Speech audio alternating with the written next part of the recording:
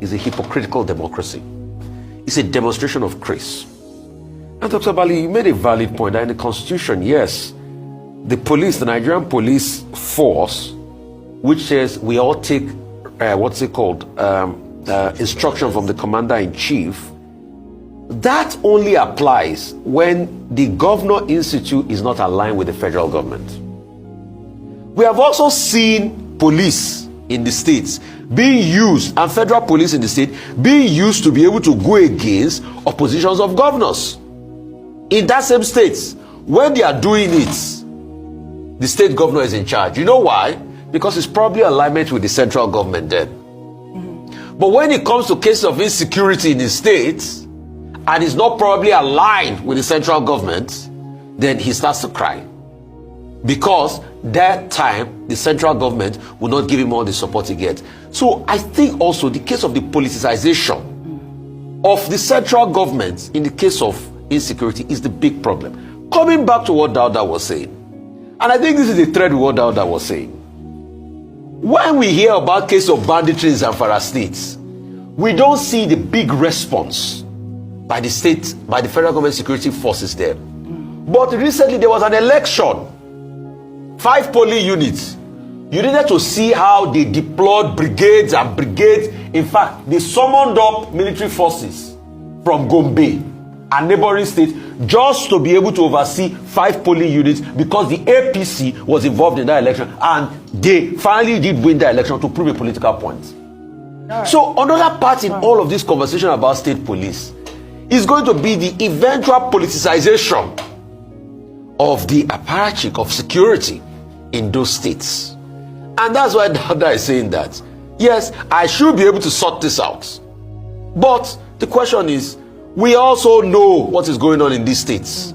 The politicization, because in one breath, you want to go ahead and flush the bandits. Yeah. The bandits are also valuable during election period. What are the solutions? What are the solutions? Number one solution will be this. Just 2 seconds. Have a state police that is totally independent. And in fact, even having a state police is overflowed because there is almost no states.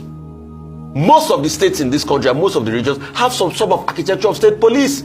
In the southeast, there's a Bubeagu. Yeah, but their remits are limited. Their remits are limited. No, the only difference is, what's it called? Amoteku carries weapons, but they don't carry high-grade weapons like an AK-47. But they do intelligence gathering work and they work with the police. They shake a kafasa, there's all of that. So that model you have been using, continue to use it. So you prefer to have the vigilante groups and the federal structure that we already have in place? Is that what you prefer? No.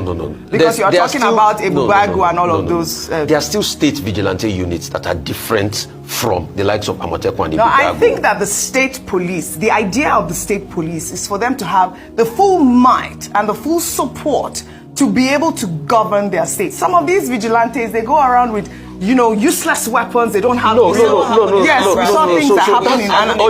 What is the Agune chamber? That's what we are saying. So I mean, that's the conversation.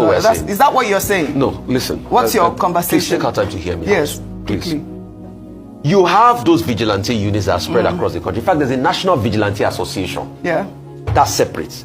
Then you have things like Amoteku. Yeah, we know that. Amoteku, hope you know, is being led by a retired military officer, which they bring some structure and training into it. What I'm saying is those hitherto structures you have, amplify it, give them more oversight to be able to carry bigger weapons, and then go ahead and do the constitutional reform. But you must also put modalities and stopgaps in place that in a case where these people try to politicize and they become agents of the governor against their political adversaries, you will be able to step in. Because that's the grounds a lot of people have against the state police officer. But the structures are there.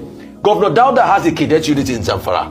The other day, we showed on TV when Benue launched their own. Almost everybody have their own. All right. But it's just out to Lagos even has a neighborhood watch of some sort. Okay. We'll take another story now. Let me just say, the leading, most visible authority on state police in Nigeria at the moment, there are other scholars on this subject, but the leading authority is Professor Kemi Rotimi of the Department of History, Obafemi Awolowo University. He has written a book, The Police in a Federal State, the Nigerian Experience. I hope we'll get an opportunity to engage with him at some point. His main conclusion is that state police is not new. We have had it before in this country, and it can work. All right. without necessarily being politicized. Absolutely, well said. We will jointly put dime, nickel, kobo, toro together. We will build a Buhari house. Always built on the legacies of Muhammadu Buhari. And what I can promise you is what I'm doing. Hard work, hard thinking, consulting of you. First of all, cure the economy. Bring hope to the people. That is what we stood for. And that is hope is here. Is here. Thank you for believing in me.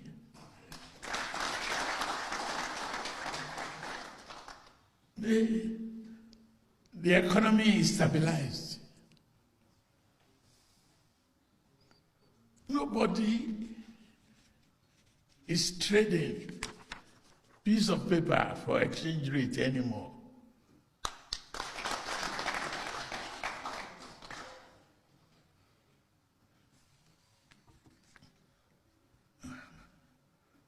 When I took over, 1.9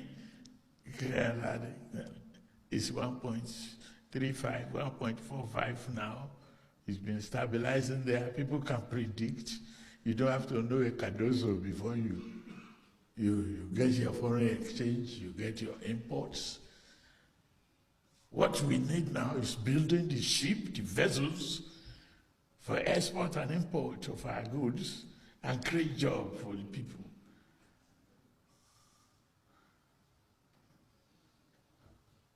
There's a guarantee there. I know many of you had to suffer the initial abuse and the fear. Where are we going? We know the direction that we should go. We are going up. No, those who may not know will not know. Today I'm standing before you, I can brag that Nigeria is not borrowing, it's dying from local bank. The revenue, we have met our target of revenue for the whole year. We met it in August. I've reviewed this morning.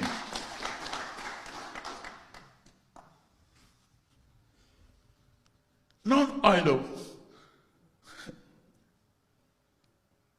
If non-oil revenue is going well, then we have no fear of whatever Trump is doing on the other side. And I've just signed off on a huge mechanization, program that every region we have a mechanized center for agric mechanization and have trainees and all of that. That is our path to food sovereignty, food security. You remove hunger from poverty, you have defeated poverty.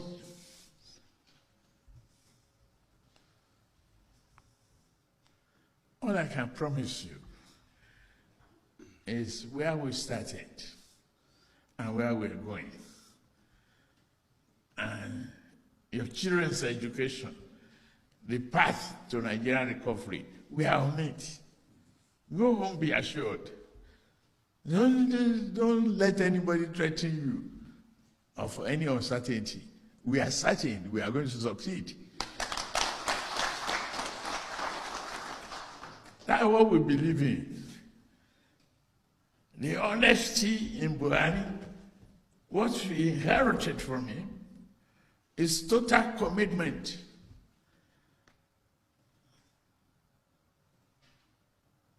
to justice, transparency, and success. That's all. And You have anything less than that, you will have joy at the end of this journey. Hello, everyone. On the case of Abike Dabiri, I just think whenever you think she can't go lower, she actually finds a way to dig in and go extremely lower than anything that you're thinking about. And we have here, Abike Dabiri Erewa shares post calling Igbos monkeys. So in a way that I would say, I'm just trying to, let me put it this way. I'm trying to mind my words. I'm just trying to let it not be that, oh, maybe you have something against her or something. I'm just trying to think about it in the terms that sometimes you probably will repost a message without thinking about it. Maybe you just saw something and you just went on and do it. But when your attention is called to, oh, you come back and redo it, or one thing or the other. Those things can actually happen. But in the case of Abike Dabiri, I don't think that's some of the things that happen, because Abike Dabiri has consistently shown these traits in the way she has tweeted, in the way she had said something, especially when it comes to bias against Igbo people. You will see Abike Dabiri has made such things. We've seen situations whereby she has tweeted about, is it one time some criminals or drug pushers from a particular country that, oh, is it 60% of them or 100 or something percent of them are from one southeastern state? In the messaging she has done, in the way she has done it, she has always portrayed this. And the latest one is this. I mean, how is this thing that someone has written funny to you in any way? To the essence, this one is not even you. She's not even reposting. She put laughing emojis on this particular tweet. But before I go on, let me take on People's Gazette, what they say. Abike Dabiri Erewa, chairman of the Nigerians in Diaspora Commission, NIDCOM, on Wednesday amplified a derogatory post that referred to Igbos, Nigerian citizens of Southeast extraction, as monkeys and gorillas. And you can imagine that someone who happens to be elected into a position paid by taxpayers' money would do such a thing. Beyond that also is to imagine that someone who is human, who is supposed to have their faculties of thinking, would actually do something like this, to the extent where fellow human beings like you from the same country are being, with the same color and everything, are being referred to as monkeys and gorillas. And that was okay for you to put your laughing emojis on top and quote that particular tweet. You didn't find that tweet offensive? Look, it doesn't matter, even if you and somebody are fighting, as in this person is my enemy, we are sworn enemies, we are fighting, there are certain lines that must never be crossed. So you're calling Igbos as monkeys and gorillas. And how do you think you're different from those monkeys and gorillas? Excuse me. We've lived, especially as Black people, we know the racist comments, the derogatory comments, where people of other colors will always refer to us as monkeys, as gorillas, and all of that. And then you see a fellow Black human being also referring to you as monkeys or gorilla. I mean, it's just a new low. Like I said in the tweet that I did, that whenever you think Abike Dabiri has hit the bottom, she finds a way, to go even lower. Mrs. Abike Dabiri had earlier posted a video of a traffic girl she identified as Mercy, who was rescued from Libya on Monday. In reaction to Mrs. Dabiri Erewa's post on X, an ex-user, Wale Akere, posting via Akerelele_s, lauded the NIDCOM boss for her work while berating Igbos as monkeys, children of gorillas and bastards. My sister, you're doing well. Allow those monkeys to continue to make unnecessary noises. They are born to be ungrateful people. Those animals tagging you, they are children of gorilla. History told us about them. Kudos to you, Madam, at Abike Dabiri. Then he now put voice of Igbos. See what my sister has done. Omo ale jati jati at Akerele_S posted. And this was the message that Abike Dabiri decided that she was going to quote and put lots and lots and lots and lots of laughing emojis. Honestly, I'm speechless. It's unbelievable. And for the person who did this post, I just have pity for anything that is associated with that person, especially if you have younger children, people with impressionable, beliefs, because this kind of person, to either be somebody's relative, somebody's child, somebody's sibling, somebody's friend, somebody's whatever, that on its own is a burden. Because this,